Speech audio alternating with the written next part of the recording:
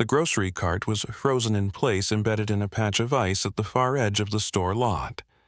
It had sat there for years, unnoticed and half buried beneath layers of snow each winter. Until today. A teen employee named Hannah was scraping ice off carts after the latest storm when she saw something glint beneath the crusted frost. She tugged at the object and felt a paper peel away. It crumbled slightly in her gloved hands, but she could still read the words. The date printed at the top made her chest tighten.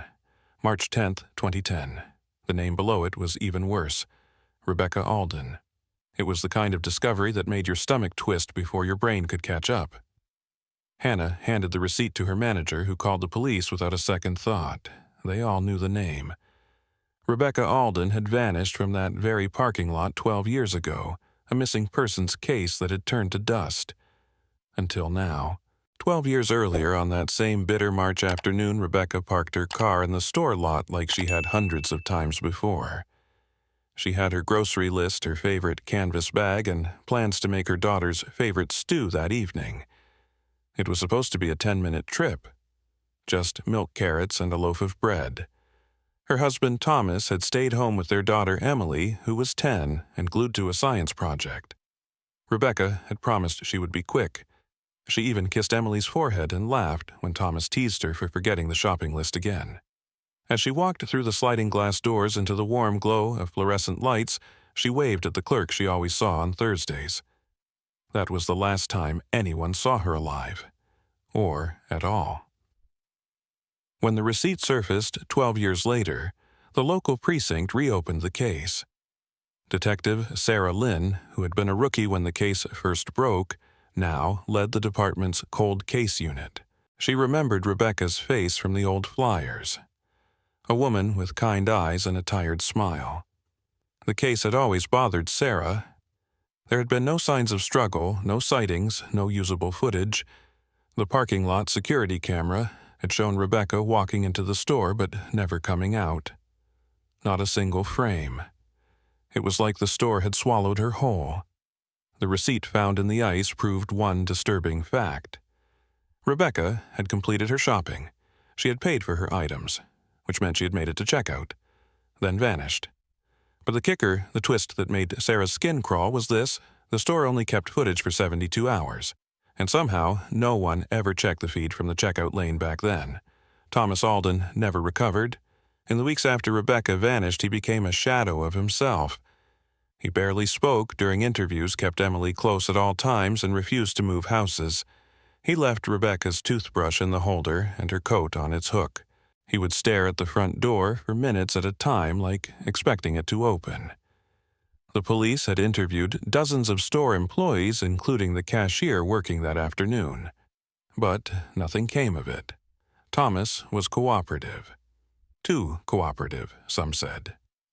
There were whispers in the community. A few neighbors thought he might have known more than he let on. But no evidence ever surfaced to support that theory. Until now, nothing had. When Sarah drove out to the Alden residence in 2022 to share the news about the receipt, Thomas looked like he had aged 20 years. His hands trembled when he took the plastic evidence bag and stared at his wife's name. Emily, now in her 20s, stood silently beside him, eyes fixed on the paper like it might start speaking. Emily had been 10 when her mother vanished. She remembered the sound of the screen door slamming that day. She remembered the stew ingredients left on the counter. And she remembered the way her father collapsed to his knees in the hallway when he called 911 after she failed to return. Over the years, she had built her life around not knowing what happened, not knowing if her mother had left them, not knowing if she was alive. The receipt changed something. It was small, barely legible, but it meant her mother had not left of her own accord. She had planned to come home. That idea was both comforting and terrifying. It meant someone else had intervened. Emily asked to keep a copy of the receipt. She placed it inside her journal that night beside a page filled with her mother's handwriting. She traced the ink with her finger, trying to feel connected to the woman who vanished between the produce section and the parking lot. The grocery store still stood, although under new ownership. Sarah visited it the day after the receipt surfaced. It had been remodeled, the old freezer aisle replaced with a wall of energy drinks and protein bars. The employees were new, young, and uninterested in the past, but the layout remained largely unchanged. Sarah walked the path Rebecca would have taken. She stood by the register where the receipt had been issued and stared out the automatic doors. Somewhere between this spot and the parking lot, Rebecca Alden had disappeared. She checked for any remaining old security terminals but found only modern digital units. The original security hard drives had been purged years ago, gone, but Sarah did manage to find something else. In the basement storage archive, sealed in a dust-covered box of outdated office supplies, was a customer comment card from 2010. Written in faded blue ink was a message from someone named R. Alden. It said only 2 words: cold hallway. Sarah brought the card back to her car and stared at it under the dashboard light. Cold hallway. The words pulsed with hidden meaning. They had not been investigated back then. The card had likely been dismissed as an irrelevant note. But now it matched the whisper in the voicemail Thomas had received 1 week after Rebecca vanished. A call that had never been traced. A voice that said only one thing: cold. Sarah felt her pulse quicken. This was more than a coincidence. It was a breadcrumb. A signal. 12 years later, the silence had finally cracked. The voicemail had arrived 6 days after Rebecca vanished. Thomas had been sitting alone in the living room surrounded by untouched meals and unopened sympathy cards when his phone buzzed. He almost did not check it, assuming it was another call from a concerned neighbor or church member. But when he saw the number listed as unavailable, something inside him told him to play the message. What he heard sent a chill down his spine. The recording began with a low rustle, like someone breathing through fabric. Then came a soft thud, followed by silence, and finally a single whispered word: cold. The voice was distant and strained, but it was enough to make Thomas sit up and play it again. He was convinced it was Rebecca. He told the police, but the technology then could not trace the call or verify the voice. The department labeled it inconclusive, but Thomas could not forget that sound. For years afterward, he kept the message saved on an old flip phone, playing it late at night when sleep would not come. It became his ritual, his torment, and his last fragile thread to the woman he loved. Emily had been too young to fully understand the weight of the voicemail, but she remembered the change in her father's face after he listened to it. He grew quieter. He started locking every door in the house. He stared at his phone as if waiting for another message that never came. The years that followed were marked by absence. Rebecca's absence was a constant shadow in their home. They kept her things untouched, from her slippers by the bedroom door to her half-used bottle of perfume. Holidays passed like fog, with muted celebrations and forced smiles. Emily learned not to ask questions that made her father cry. She grew up in a world where normal meant pretending. At school, she wrote stories about women who vanished into forests or oceans, only to be found years later with secret lives. Her teachers called her gifted. But the truth was, Emily wrote what she could not say aloud. That she believed her mother was still out there. That she felt her presence sometimes in the quiet moments, like a memory that refused to fade. As Emily got older, her curiosity hardened into obsession. She spent hours online reading through forums about cold cases, researching investigative methods, and downloading old news clippings from the Spokane Public Library's archives.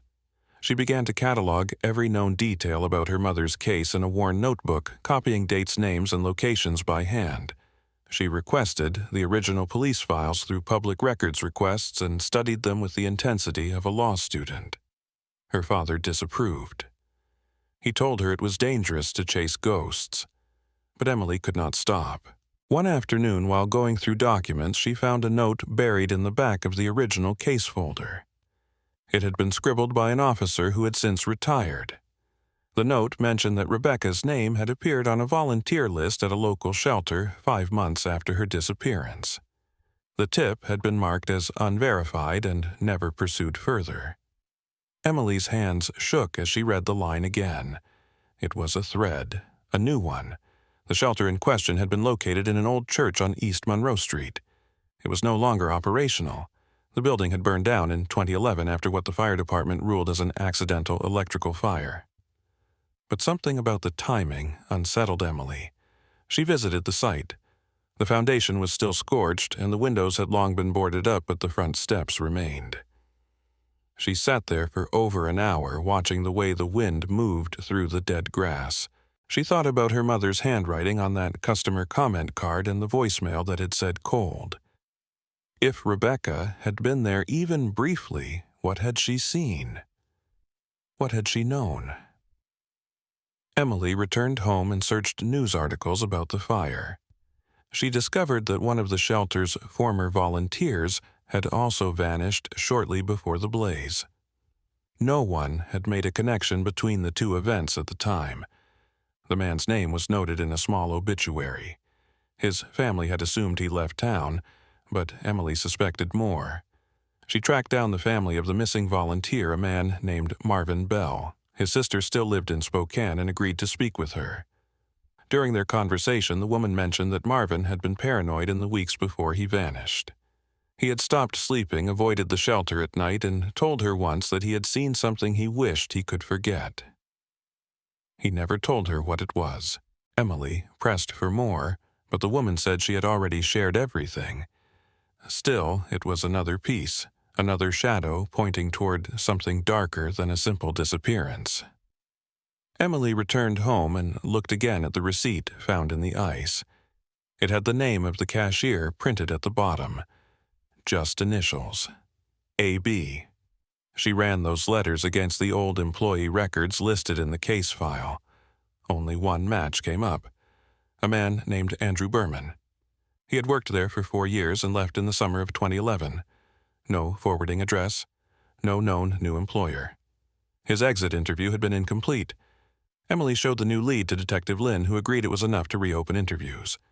She and Emily drove together to the last known address listed for Andrew Berman. It was a duplex on the edge of town now, home to a couple with no connection to him. The woman living there said she moved in 11 years ago after the previous tenant left in the middle of the night.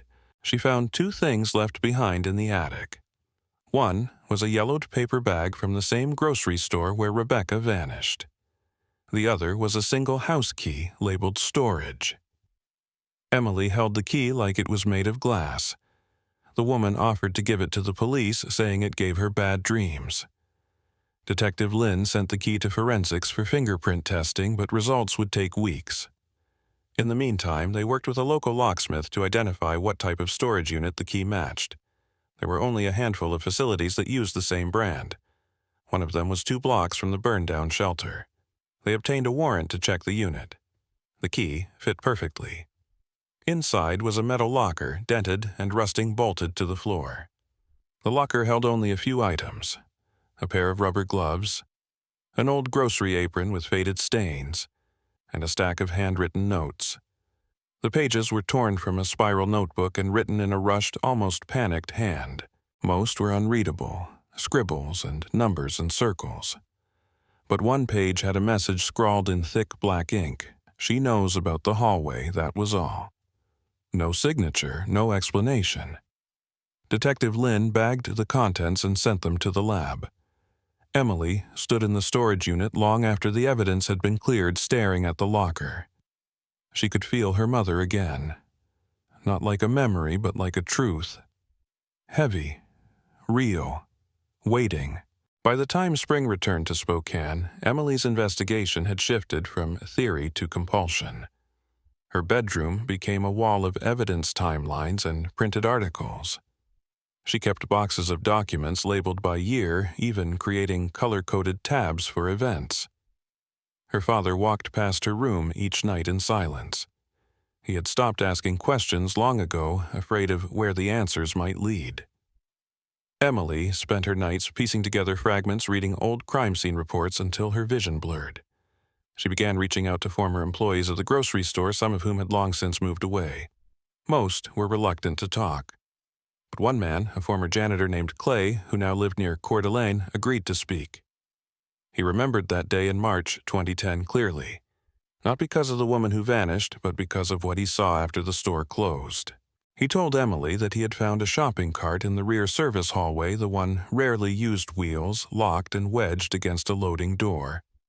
Inside it were groceries, milk, carrots, bread, and a child's scarf that had no reason to be there. Clay had reported it to the shift manager, but the cart disappeared before morning. No one ever followed up. Emily asked if he remembered what kind of scarf it was. He said it was pink with tiny embroidered stars, the kind a child might wear. Emily's breath caught. She remembered the scarf. It had been hers, a gift from her mother when she was 7, but she had not worn it in years by the time Rebecca vanished. Emily pressed Clay for more. He told her something else, something he had never told the police. On the day Rebecca disappeared, the store's night security guard had clocked out early without explanation. His name was Martin Gelman. He worked the job for less than 3 months and then left the state. Clay remembered Martin because of the way he smoked. Always nervous, always checking the alley between smoke breaks like he expected someone to be watching. Emily jotted his name down.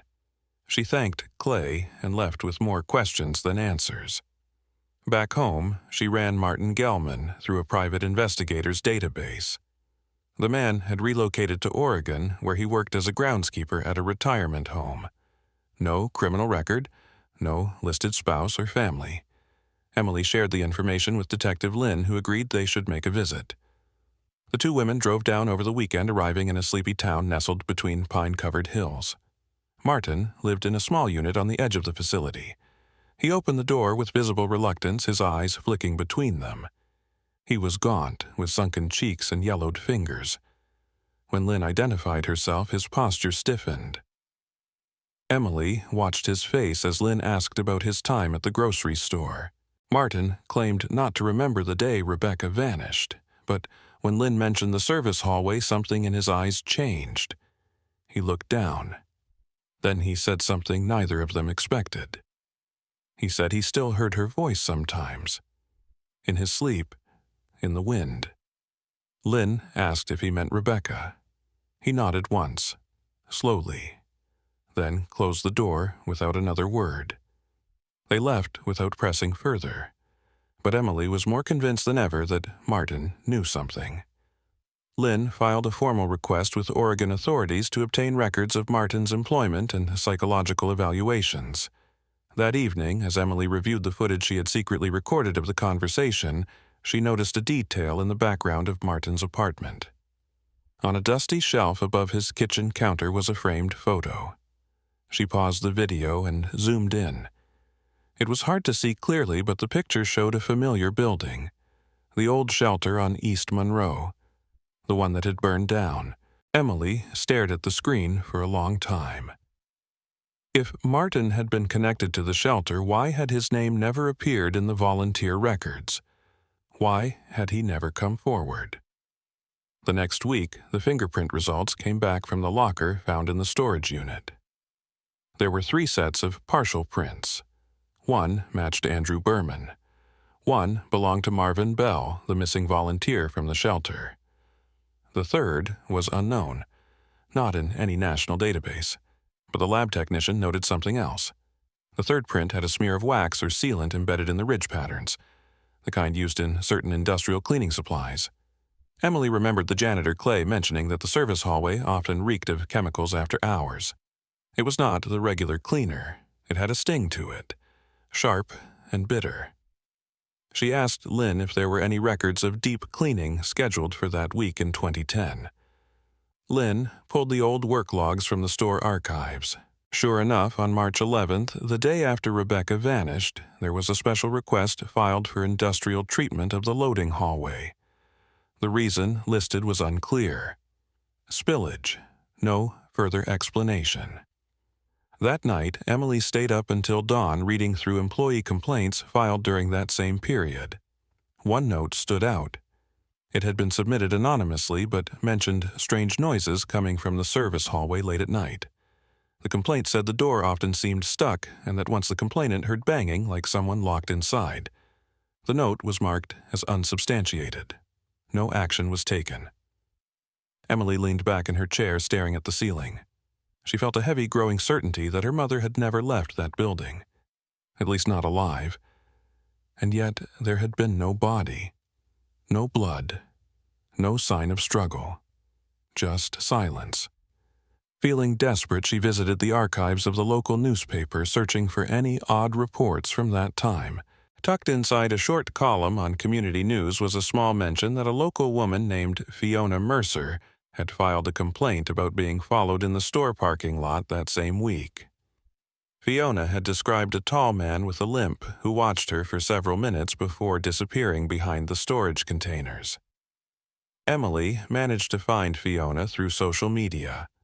She lived in Spokane, still running a small antique shop. When they met, Fiona remembered the incident immediately. She described the man again. Unshaven, twitchy, dragging one leg. Emily pulled up a photo of Martin Gelman. Fiona's face went pale. She said it was him. No question. She also said she remembered hearing a sound later that week that made her stomach turn. The sound of something heavy being dragged across concrete late at night while she walked her dog behind the store lot.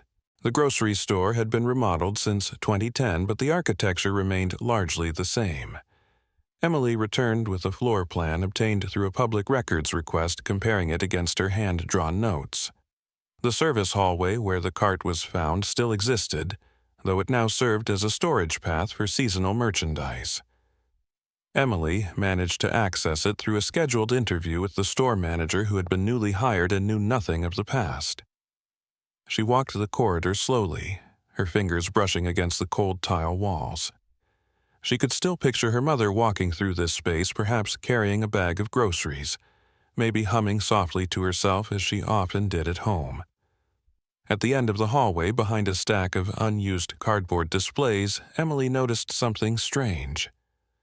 A faint rectangular outline on the floor. It was slightly darker than the surrounding tile, as if something had once sat there for years. She pulled out her phone and began photographing it. The outline measured roughly the size of a commercial freezer cart. But what caught her attention more was the small rusted bolt embedded in the corner. It had not been cleaned properly.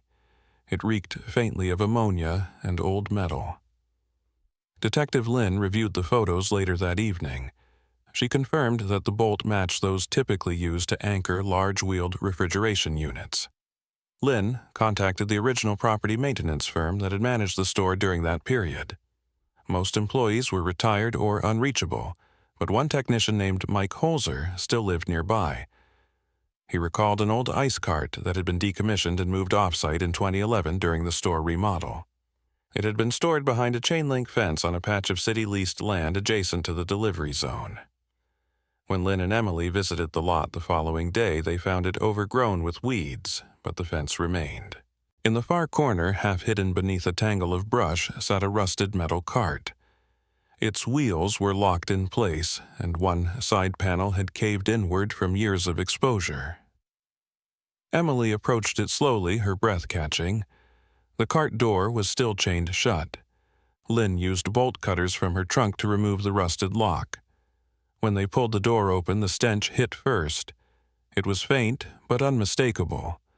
A mixture of rot and chemical residue. Inside, there were torn scraps of black plastic lining the floor. Along the edge, tucked in a narrow crevice near the vent duct, they found a crumpled grocery bag. Inside it were two items: a half-crushed carton of milk, long expired and fossilized, and a small envelope. Lynn opened the envelope with gloved hands. Inside was a single photograph. It showed a woman with dark hair standing in the store's produce aisle. She looked directly at the camera, mid-smile, unaware she was being watched. Written on the back of the photo were 4 words. She turned the wrong way. The handwriting was messy, uneven, but it did not match Rebecca's. Lynn sent the photo to evidence, and Emily stared at the copy for hours that night. She knew the outfit. Her mother had worn it the day she vanished. The photo was taken minutes before it happened. A forensic team combed the cart for DNA. They found hair fibers stuck in the vent grate. The lab confirmed a mitochondrial match to Emily. It was a definitive link. Rebecca had been inside that cart. Possibly confined, possibly hidden. Lynn theorized that she may have been attacked in the hallway and stashed in the cart while unconscious, but if that were the case, Why had no one heard her? And why the message? The phrase written on the photo haunted Emily. She turned the wrong way. It implied choice. It implied punishment. Emily wondered if someone had been watching her mother for days, waiting for a moment to act. The cart had not been listed in any inventory records. It had no barcode, no maintenance logs. As far as the company was concerned, it had never existed, which meant someone had deliberately kept it off the books. The next breakthrough came unexpectedly. Lynn received an anonymous email containing an attachment. It was a scanned image of a delivery manifest dated March 12, 2010. The form listed a cleaning crew scheduled to arrive at the store that evening. But the company name had been scratched out.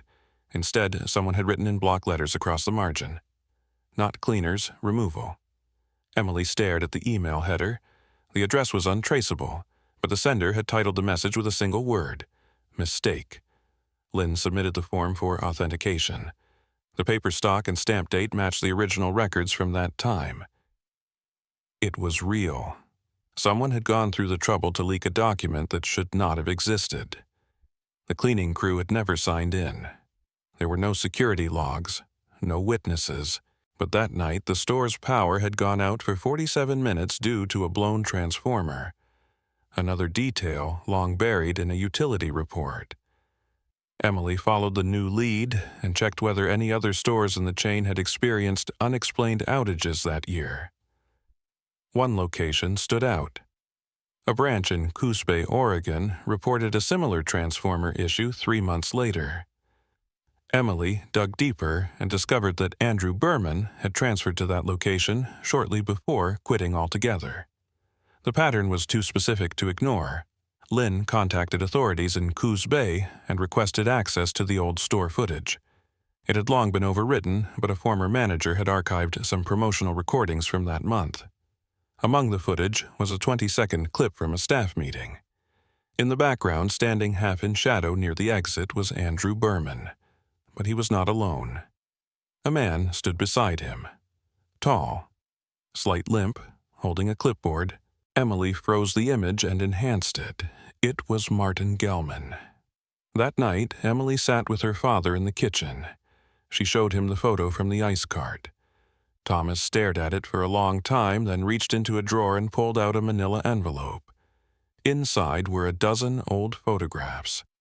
Rebecca at home, Rebecca at the park, and one that Emily had never seen. It was taken at a staff picnic the summer before her mother vanished. Standing behind Rebecca, holding a disposable cup and wearing sunglasses, was a man Thomas could not name. But Emily could. It was the same man in the background of the Coos Bay footage. The man who had watched her mother at the store. The man who had written the message. She turned the wrong way. The discovery of the photograph inside the ice cart changed everything. For Emily, it was not just evidence, it was a message meant to linger. Someone had stalked her mother. Someone had watched Rebecca shopwalk, smile, and eventually disappear. And that someone had left a piece of themselves behind. Detective Lynn focused her efforts on identifying the man in the photo. They had partial images from both the store footage in Oregon and the picnic photo from Spokane. A forensic imaging specialist worked on enhancing facial features. While waiting for results, Lynn received a call from a retired employee who had been with the grocery chain for over 20 years. The man remembered a rumor about a sublevel at the original Spokane location. It had been sealed off before the store opened to the public in 2009, part of a half-completed cold storage project that was never finished. Emily asked for access. The current store manager was hesitant but allowed a structural survey team to inspect the property. Beneath a locked steel trap door hidden beneath the janitor's closet, they found it. A narrow metal staircase led into darkness. Emily descended with Lynn and a forensics technician. The sublevel was unfinished, its walls bare concrete, its ceiling low and dotted with broken light fixtures. The air smelled of damp metal and decay. At the far end of the corridor was a locked maintenance room. It took 2 crowbars to pry the door open. Inside, the temperature dropped noticeably. Rusted pipes lined the walls, and old insulation hung from the ceiling in ragged strips. Along one wall sat a narrow steel-framed cot. The mattress was thin moldy at the edges and covered in tattered sheets. A chain dangled from a bolt embedded in the wall, its end broken and rusted. On the floor near the cot lay a piece of paper, water-stained but intact. It was a handwritten page torn from a spiral-bound notebook. The writing was shaky but legible. It said, "I hear him breathing through the vent. He only talks when the lights go out." The handwriting was confirmed to match Rebecca's journals. Emily stared at the note, her hands trembling. Her mother had been here.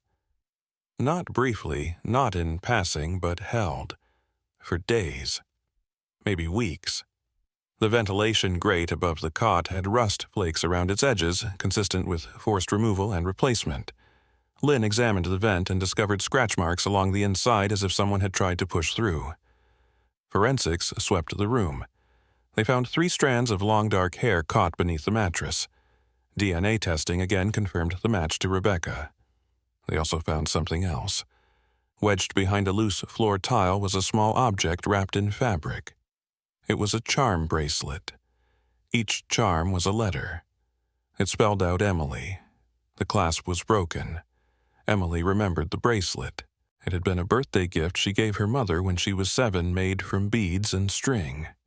She had not thought about it in years. Seeing it now felt like touching a ghost. Lynn theorized that the sublevel had been used for temporary concealment. Someone had the key. Someone had the time. Emily asked the survey team to check the blueprints of the original renovation. The sublevel had no official access listed. The trapdoor had been added manually and sealed without inspection. That meant it was intentionally hidden. Someone with building clearance and unrestricted access had created the perfect space to keep a person out of sight. Forensics logged one more item from the room, a cigarette butt in the far corner. Its age made DNA testing unreliable, but the brand was distinctive. Only one store in the area carried it at the time. Lynn checked purchase records and found a customer loyalty ID number attached to recurring purchases. The card belonged to Andrew Berman. Emily sat alone that evening with the bracelet in her palm. The room where her mother had been kept was no longer just theory. It was real cold and deliberate. Her father came into the living room and sat beside her. He did not speak for a long time. Then he told her something he had never said before. 1 week after the voicemail came, he received a second envelope in the mail. It had no return address. Inside was a single Polaroid photo. It showed Rebecca sitting against a gray wall, her eyes closed. She was alive, barely. He had shown the photo to the police at the time, but the detectives believed it was a hoax, an attempt to manipulate the case. They dismissed it. He never told Emily because he could not bear to explain what it meant. He now believed the photo had been taken in the sublevel room. The wall in the background matched exactly. Lynn visited the former project manager who oversaw the original construction. He confirmed that one subcontractor had filed odd requests during the build. This worker asked for changes to the utility access points, then left the job site shortly after. The name listed was not familiar. Joseph N. Carr, but Lynn dug into employment records and discovered the identity was a false alias. The man had never worked on any other site. A facial scan against the photo from Coos Bay and the company picnic confirmed the match. The stalker's real name was likely hidden behind a trail of forged documents, but the pattern was now clear. The same man had tracked Rebecca, had followed her movements, had access to both grocery store locations. His obsession spanned multiple states and years. The investigation intensified. Lynn worked with state and federal databases to identify past permits, job sites, and real estate records that might connect to the alias. A pattern emerged. In each city where a similar store incident occurred, a utility or maintenance worker had gone off record shortly before the power outages. The fingerprints found on the locker in the storage unit now had a match. A technician who had once been employed by a facilities contractor in Coos Bay. He had died 2 years ago under suspicious circumstances.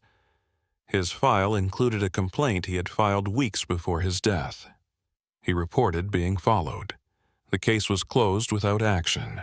Following the discovery of the concealed sub-level detective Lynn requested a forensic team to search for more structural anomalies in the building. Emily returned to the site daily, often standing near the trapdoor staring down into the darkness where her mother had once been held. Each time she descended, the air seemed colder, more suffocating, as if the place retained traces of pain. The team brought in ground-penetrating radar equipment to survey the area beneath the concrete. Within hours, they identified an unmarked wall cavity on the opposite side of the maintenance room. It had no visible entrance. Lynn obtained a permit to breach the wall. When they opened it, what they found shocked everyone. The hidden chamber was small, barely 5 feet wide, and inside it were items that had no reason to be there. A box of store uniforms still in packaging. A folding chair, an analog tape recorder covered in dust. On the floor beside it lay another photograph. It showed a hallway 1 level above from an angle that could only be captured from a hidden ceiling vent. The photo had a red X marked over one figure walking in the distance. Rebecca. Emily picked up the tape recorder carefully, her hands covered in gloves. Lynn ensured the device was powered and connected it to a forensic duplicator. The tape inside had degraded, but enough audio was recovered to piece together fragments. The voice on the tape was male, slow, and unnervingly calm. He repeated the same phrase several times. She was supposed to turn right. She never listened. Each repetition was followed by silence, then the sound of footsteps and a door creaking open. At one point, the man added a sentence that made Emily grip the table edge. I gave her a place to think. The audio ended abruptly, as if the tape had been stopped mid-recording. Forensics confirmed the recording was made on the week of Rebecca's disappearance. Lynn's team pulled security schematics from archived files and realized that the location of the hidden vent matched the junction above aisle 6. That aisle had led to the restrooms, the spot where security footage had mysteriously gone dark. Emily returned to the grocery store and walked that path, slowly retracing her mother's likely final steps. She paused under the ceiling vent, now covered by a modern fixture. Her skin prickled. Someone had watched from above, silently deciding fate. Lynn reviewed the store's original blueprints again and located one more oddity. A small crawlspace between the second-level ductwork and the first-floor ceiling. Access was only possible through a narrow maintenance hatch in the exterior utility room. With permission from the store, Lynn and Emily climbed into the crawlspace.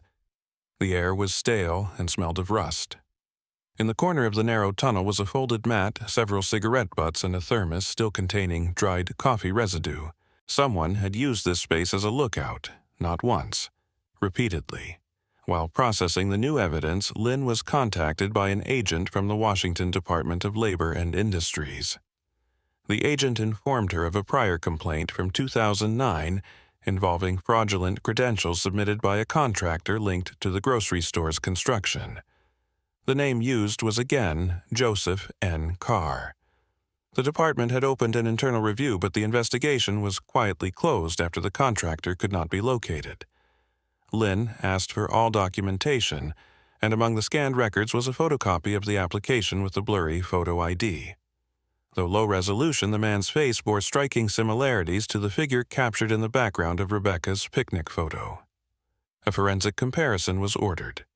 While waiting for confirmation, Lynn and Emily continued investigating people who may have enabled or unknowingly assisted the suspect. Emily compiled a list of former utility workers, contractors, and temp employees who had been at the store between late 2009 and early 2011. One name stood out. A janitorial subcontractor named Dean Kessler, who had been dismissed weeks after the store opened due to multiple complaints of inappropriate behavior. He had never been charged with any crime, but had vanished from employment records after that year. Emily tracked his name to a trailer park near Yakima. They drove out without notifying the local authorities, hoping to catch him off guard. The man who opened the door appeared older, slower, with sunken cheeks and a nervous twitch in his left eye. Lynn introduced herself and asked a few routine questions. Dean denied remembering anyone by the name of Rebecca Alden. But when Emily showed him the photo from the crawl space, his reaction gave him away. His mouth opened slightly. Then he slammed the door. Lynn called for backup and a warrant was secured. Inside the trailer, they found old employee uniforms, blueprints of 3 grocery store locations, and multiple disposable phones. One drawer contained a collection of identification cards under various names, each paired with a slightly altered photo. None said Joseph N. Carr, but one read Alan Griggs. That name was used by a temp worker listed in Oregon records from Coos Bay. Another listed Thomas Ray attached to a permit filed in Boise. The same handwriting marked each ID. Lynn believed these were all versions of the same man. Emily noticed something in a photo pinned behind a shelf. It was a printout of the Spokane store parking lot. On it were small X marks, one over the entrance, one over the spot where her mother had parked. A final one circled near the employee access door. A number was scribbled at the top corner. 17 minutes. Emily realized that was the time it took her mother to enter the store and vanish. Later that week, the forensic results came in. The face in the application photo matched the man from the picnic image and the Coos Bay footage. The real identity of Joseph N. Carr, Alan Griggs, and the others was still unknown, but his face was now cataloged in multiple law enforcement databases. He had stalked multiple store locations. He had gained access to construction zones, and he had been inside the Spokane location in the days before Rebecca vanished. Emily began compiling the photos into a single board. At the center was her mother's face. Around it were timelines, maps, surveillance stills, and the scrawled message. She turned the wrong way. It no longer felt like an accusation. It felt like a ritual, a signal from someone who believed they had the right to choose who stayed visible and who disappeared. With the pieces beginning to align, Detective Lynn broadened the scope of the investigation. She requested archived employment records from meat processing facilities and industrial cleaning contractors within a 200-mile radius of Spokane. Her intent was to find places where chemical sealants and ammonia-based compounds were routinely used. The substance found on the fingerprint inside the storage locker had a unique compound blend typically used in facilities where hygiene standards were federally regulated. One facility in particular stood out. Fairmount, packing a meat distribution plant on the outskirts of Spokane, had ordered the same cleaner within the exact time frame of Rebecca's disappearance. Lynn and Emily visited the site under official pretense. They met with the current plant manager who allowed them access to historical employee records. Emily scanned through the lists and stopped when she saw a name that drained the color from her face. Mark Willis. He had been her mother's high school boyfriend, a quiet and intense man who used to attend church picnics when she was a child. She had not thought of him in years. Lynn confirmed that Mark had worked at Fairmount Packing as a night supervisor for 3 years beginning in 2008. His shift had been from 10 p.m. to 6 a.m. That detail stood out. Rebecca disappeared in the late afternoon, and if someone needed a quiet refrigerated location that no one checked until much later, a night supervisor would have the freedom to use that time window. Lynn asked to see storage facility access logs from that period. The logs were handwritten and inconsistent, but one entry on March 10, 2010 recorded a secondary cold locker being accessed at 6:42 p.m. by initials MW. The same locker was not opened again until the following morning. Lynn requested a full inspection of that cold locker.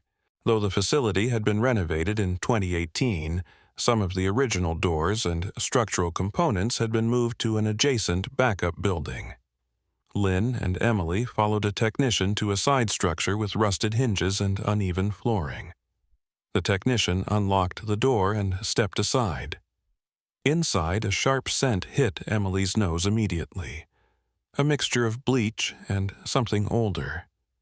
She paused at the threshold. Emily entered the cold locker slowly, each footstep echoing on the metal floor.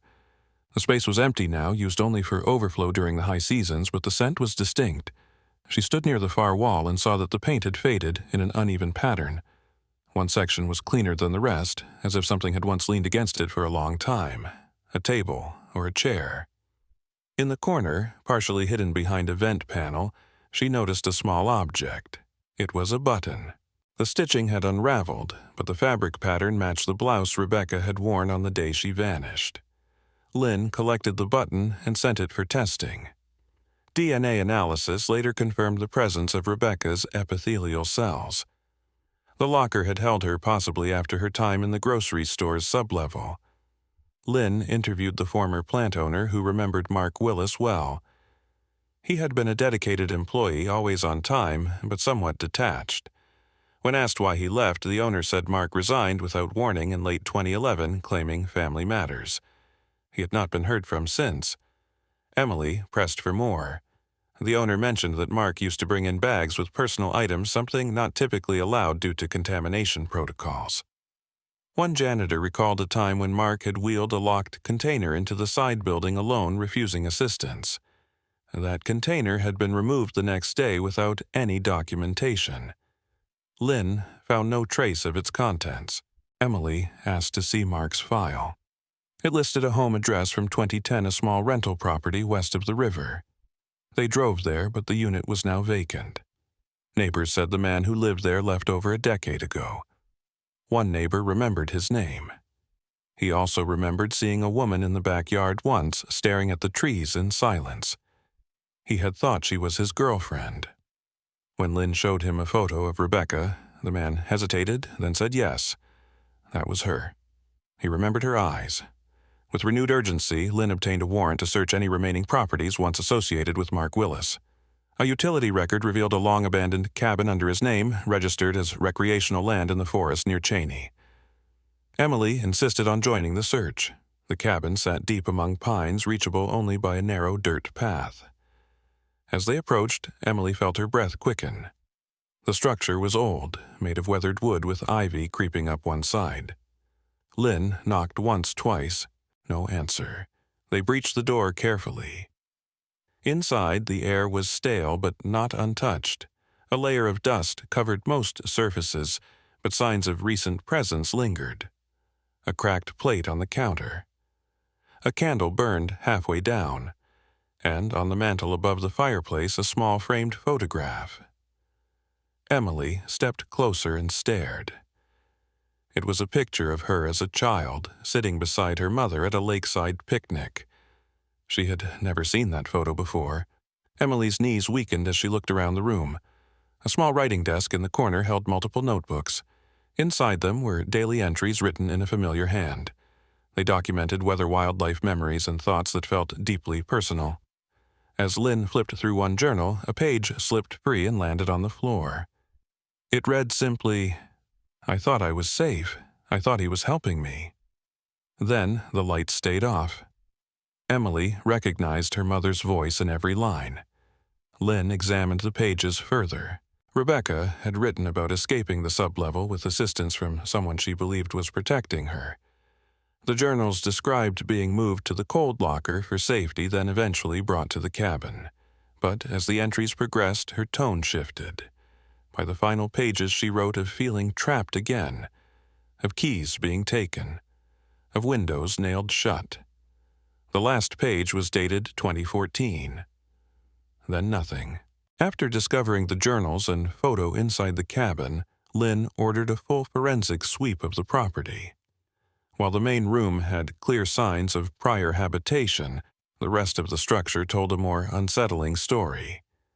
Behind the cabin, partially concealed by a collapsed shed, they found a locked storm door embedded in the ground. Its hinges were rusted but intact. With effort, Lynn pried it open. A short staircase led into darkness. The air below was thick and musty, mixed with the scent of mold and something older. Emily followed slowly, each step echoing hollow beneath her. The basement was divided into two rooms. One side was cluttered with tools, old supplies, and canned food stacked in uneven towers. The other side held something different. Against the far wall sat a wooden chair bolted to the floor. The chair had leather straps fixed to its arms. Nearby, a broken space heater lay on its side. Emily froze. There were scuff marks on the concrete floor, and beside them a torn scrap of fabric that once matched her mother's coat. Lynn approached the chair and examined the restraints. They were cracked and stiff-aged by time but unmistakably used. She found a small key taped beneath the seat. Across the room, a rusted metal locker stood against the wall, its door slightly ajar. Inside were two items. The first was a cassette tape labeled only with a date. The second was a folded piece of paper. Lynn unfolded it carefully. The writing was rushed and uneven, different from the earlier journals. It said, "Do not believe him. He changes when the sun goes down." Beneath it, in different ink, someone had written, "You are safest when silent." Emily stared at the locker, her breath shallow. She could feel the pressure of something deeper than fear. It was the weight of knowing her mother had survived longer than anyone imagined, yet had lived each day under someone else's rules. The cassette tape was digitized the same evening. The recording was fractured by static and background hums. But through the interference they could hear two voices. One belonged to a woman, her tone steady but strained. The other male was lower, more measured. The man asked questions in a calm, almost rehearsed cadence. "What did you see in the hallway? Why did you speak to him? Do you remember your life before this place?" The woman's responses were fragmented.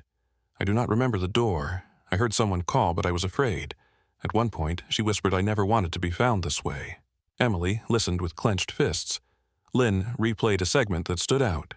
The man said, "When you stay quiet, you are safe." The woman replied with a single word, "Liar." Forensics determined the recording had been made in late 2012, based on background radio chatter caught near the end of the tape. This meant Rebecca had still been alive 2 years after the world had declared her missing. Back at the station, Lynn ran Mark Willis's background again. A new lead emerged. A financial transaction in 2015 connected to a storage facility leased under the name David Carson, an alias with a falsified driver's license photo matching Mark's face. The unit had not been opened since 2016. Lynn secured a warrant. The facility sat on the outskirts of an industrial zone, its structure bland and anonymous. The manager had no memory of the man, but confirmed the lease remained active. When the door rolled open, Emily saw rows of file boxes stacked along one wall.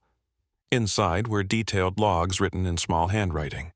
Each logbook recorded times, dates, temperature readings, and notes on weather conditions. But none of it was random. The records corresponded to the cabin. They marked when windows were opened, when lights were turned off, when meals were delivered. One entry read, "No contact today. She is angry again." Another said, "Tried to explain silence as protection. She will understand in time." In the final box, Lynn found a worn envelope with her name on it. Inside was a folded photo of Rebecca from her high school graduation. On the back, the writing read, "I protected her from the noise. She was always safest with me." Emily stared at the photo. She saw the truth clearly now. Mark had not taken her mother out of malice. He believed he was saving her. He had created a prison disguised as refuge. Each control he enforced, each limit he placed, he justified as kindness. But her mother had not consented. Her mother had been erased. Lynn filed charges for unlawful imprisonment conspiracy and multiple counts of identity fraud. But Mark was still missing. His last known activity was a fuel purchase logged 2 weeks before they discovered the cabin. Surveillance footage from the gas station showed him alone, clean-shaven, wearing workman's coveralls. He had used a truck registered to a shell corporation. No plates were visible. Emily refused to return home. She began sleeping in the guest quarters of Lynn's department office, poring through her mother's journals by night. She mapped each entry, noting behavioral shifts and subtle changes in tone. One passage from 2013 caught her attention. "I saw the truck again today, the one from before. I think he knows. I think he is watching us both." That journal had been written before Mark left the meatpacking plant, which meant Rebecca had seen someone else. Emily highlighted every reference to the truck. A pattern emerged. The sightings always occurred after a visit to the nearby lake during times when Mark had left the cabin for supplies. Rebecca had been trying to reach someone, or someone had been trying to reach her. The possibility that a second figure had been involved reframed the entire timeline. Lynn agreed to re-examine past footage and interviews. She revisited the original construction contractor's files looking for links between the cabin's location and past permit applications. One stood out. A surveyor's map submitted in 2009 included both the cabin and adjacent forestry access roads. As the investigation expanded beyond the cabin, Lynn's team began compiling evidence for a larger federal case. They suspected Mark Willis had operated under multiple identities across state lines for years. More importantly, the journal entry referencing a truck and a possible second observer introduced a new layer to the mystery. Emily revisited interviews from the early days of her mother's disappearance. One name had briefly appeared in a report, but never investigated further. A delivery driver named Clay Hodges had filed a complaint that someone was watching him from the tree line while unloading stock behind the grocery store the week Rebecca vanished. His report had been dismissed as stress-induced paranoia. Emily tracked down Clay, now retired and living near Spokane Valley. When Lynn and Emily arrived at his home, Clay remembered the incident vividly. He said the man watching him stood completely still for nearly 10 minutes before disappearing into the woods. Clay described the man as older, lean, wearing a faded green jacket. He had a limp and carried a clipboard. The same description had surfaced before. Emily felt a chill. It matched Martin Gelman. Lynn ordered surveillance on all properties once linked to Gelman. A break came when a park ranger in North Idaho reported a squatter near an abandoned lodge deep in the Selkirk Mountains. The ranger had encountered a man fitting Gelman's description weeks earlier, but had not logged it until the bulletin reached him. The lodge was difficult to access, reachable only by foot or ATV. Lynn coordinated with the Forest Service and led a small team to investigate. Emily joined, despite protests unable to sit idle. They reached the lodge at dawn. The structure loomed quiet and forgotten. Its frame bowed under years of snow and isolation. Lynn called out before approaching. No answer came. They breached the side entrance and moved carefully through the dark hallways. The interior showed signs of life. A fire pit contained fresh ash. Cans of food lined a counter. And on the wall above a mattress a photo had been pinned. It was a copy of the same lakeside picnic photo found in the cabin. Emily saw her own face circled in red ink. In a back room they found a hidden compartment beneath the floorboards. Inside was a stack of journals and printed emails. Many were written in the same blocky handwriting as the message left on the back of Rebecca's photograph in the cart. Lynn flipped through the pages. The writings detailed observations of the Alden family, times they left the house, stores they visited, even which radio station Rebecca preferred. One passage read, "She always waited for the light before turning. She watched too long. That is how they get seen." The writings shifted between obsession and paranoia. Several entries mentioned Mark by name, sometimes with fear, sometimes with resentment. One entry stood out. "He took her. He lied to me. He said she would be safe. He never let me see her again." Emily sat back slowly. The second figure had not been a stranger. He had been an accomplice and then a rival.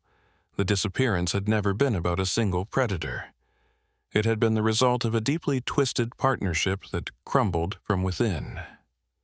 Lynn initiated a manhunt for both Mark and Martin.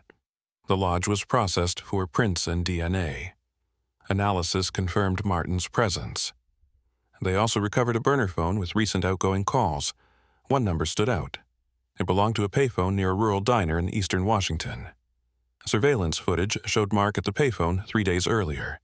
Lynn reviewed the footage frame by frame. Mark stood alone but looked over his shoulder twice, as if waiting for someone. A dark sedan parked nearby left moments after Mark walked away. No plate was visible. The footage quality limited identification, but it confirmed that the two men had maintained contact until recently. Lynn focused on tracking vehicle registrations linked to past addresses used by either suspect. One registered vehicle, an older model pickup with a cracked rear window, had been impounded after being found abandoned on tribal land near the Columbia River. Inside the truck, investigators found a folded tarp, a pair of gloves, and a small notebook. The first page listed coordinates, and beneath it a time. The coordinates led to a remote overlook along the river nearly inaccessible by vehicle. Lynn and Emily hiked there with the local authorities. At the end of the trail, they found a simple wooden bench facing the water. On the bench was a manila envelope held down by a rock. Inside was a letter written in familiar handwriting. It began with, "My name is Mark Willis." I never wanted her to disappear. I only wanted her to remember who she was without the noise. The letter was long, rambling, and often contradictory. It claimed that Mark and Martin had worked together at the construction site, that they bonded over shared distrust of modern society. Mark wrote that he had offered Rebecca shelter, but Martin became possessive and angry when Mark took control. Mark wrote I did not lock her away. I gave her the only quiet she ever had. The final page was the most telling. It listed a single sentence. If she is gone now, it is because she chose silence over either of us. Lynn ordered divers to search the nearby riverbanks. Nothing was found, no remains, no clothing, just a single leather shoe half buried in the mud that matched a pair once owned by Rebecca. Emily sat on the bench long after the search ended. She held the envelope and watched the current below. She no longer believed in clean resolutions. Her mother had vanished not once but twice. First by force, then perhaps by choice. There had been a window, a narrow stretch of time when she had written clearly, when she had tried to leave clues, but no one saw them in time. The silence had deepened, and it had taken her. Emily returned to the Overlook 3 times in the following week. Each time she brought a copy of her mother's journal, worn at the edges, folded at the page where Rebecca had written, "I no longer know who I am when they are watching." She sat on the same bench where the envelope had been left and listened to the river. It was wide and calm here, almost silent in its movement. The water held no answers. There were no echoes, only memory. Lynn had ordered a final phase of the investigation, a review of every search effort, every missed opportunity, every assumption made by authorities over the past 12 years. The case had become more than a missing person file. It had become a study of human failure. A woman had vanished under the watch of an entire community. She had cried out through notes, objects, photographs, and the world had heard nothing. Silence had wrapped around her like water rising slowly until even breath became a secret. The letter from Mark Willis had been analyzed by behavioral experts. They concluded he exhibited delusional control tendencies masked under a savior complex. His writings revealed an individual who saw captivity as correction, who believed that removal from the world was equivalent to healing. The report stated that while Mark had convinced himself he was protecting Rebecca, his actions followed clear patterns of psychological domination. Emily read the report 3 times and felt nothing at first. Only later, while brushing her hair in the mirror one evening, she saw her own eyes reflected, and something in them trembled. She saw the way her mother's silence had echoed through her own choices, how the absence had shaped the spaces in her life, how each year had been measured not by milestones but by moments when her mother was most missed, school graduations, family holidays, birthdays spent scanning crowds just in case. And now that the truth had surfaced, she found no comfort in its clarity. She only found space to breathe. Lynn submitted the case to the Attorney General's office with recommendations for prosecution in absentia. Both Mark Willis and Martin Gelman were officially declared fugitives with charges ranging from abduction to false imprisonment and conspiracy. Their whereabouts remained unknown. Surveillance footage from the surrounding counties yielded no new sightings. One camera near a rest stop had recorded a man walking into the woods alone, but the image was too distorted to confirm identity. Lynn believed one or both men had died in isolation. Emily no longer cared for their fate. She focused instead on the fragments of her mother's voice preserved in the journals and tapes in the fabric of the bracelet, and in the one final journal entry never released to the public. It had been written in faint ink on the back of a grocery receipt dated March 10, 2010. It read, simply, "I looked for the sky, but the hallway had no windows." That was the day she disappeared. It was not a goodbye, it was an observation. A person trying to mark where the light ended. Emily met with a trauma counselor someone recommended by Lynn. The sessions were quiet at first, filled with long pauses and incomplete thoughts. Eventually, she began sharing the story, piece by piece, testing each word for truth. The counselor told her that closure was not a finish line, but a decision to stop bleeding. That grief was not linear. That sometimes justice was not about arrests or verdicts, but about reclaiming space stolen by pain. Emily listened. She did not always believe it, but she listened. She began volunteering at a support group for families of long-term missing persons. There, she met others who had lived in the same waiting room of life. She told her story not to frighten them, but to explain the importance of paying attention, of listening closely, of never dismissing the quiet. 1 year after the discovery at the river, Emily published a memoir titled The Quiet Path. It was not a chronological retelling, but a collection of moments. Her mother's laugh in the kitchen, the feel of the receipt in her hand, the sound of the cassette tape in the basement, the look in her father's eyes when he first held the photograph. It became a national bestseller not because of its tragedy, but because of its clarity. Readers wrote to her from around the country, sharing their own stories of disappearance, not always physical, but emotional. People who had lost family to addiction to depression to silence. Emily responded to every letter. In one, she wrote that her mother had not vanished. She had been erased slowly by a system that forgot to look closely, and that now her voice existed in every page written after her. Detective Lynn retired 2 years later, honored with a commendation for her work on the Alden case. She and Emily remained in contact, occasionally meeting for coffee, sometimes in silence. Their bond was built not on resolution, but on shared experience, the kind of understanding that does not require words.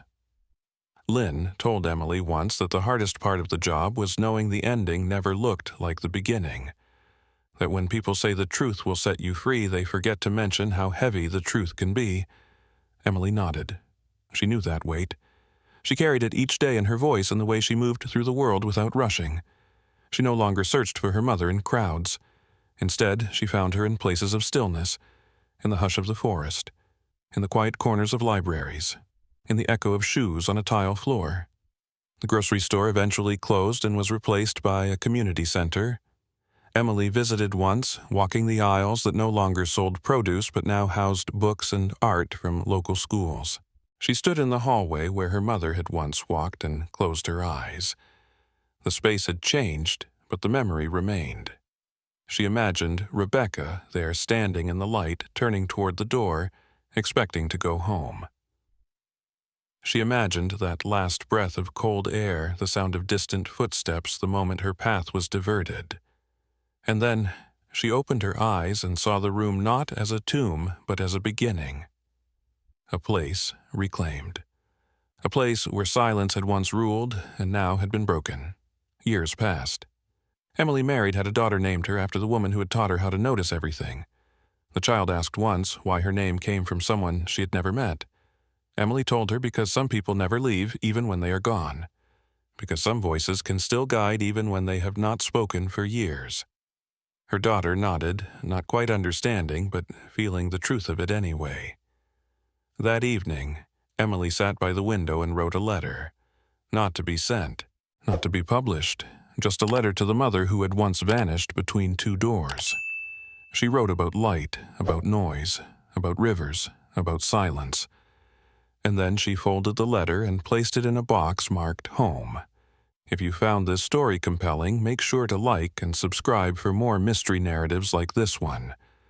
We would love to hear what you think about the plot, so drop a comment and tell us where you are watching from. Your thoughts help keep these stories alive.